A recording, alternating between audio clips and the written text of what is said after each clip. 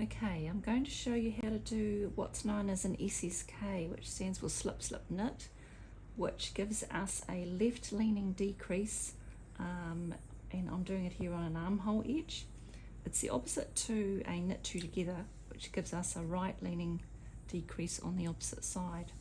So this is how I do an SSK. It's fairly straightforward.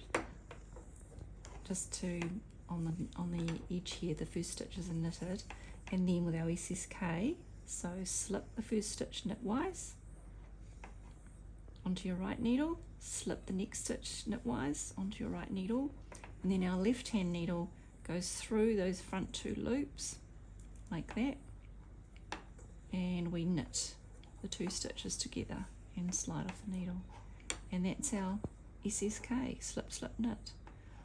Just to show you how that looks, it's a bit easier on this colour here, so you can see that's my SSK side, which is giving me the left leaning decrease on that edge, and then again on the neck edge, it's here, it's giving me the left leaning decrease on my neck edge of the vest, and that's how we do it.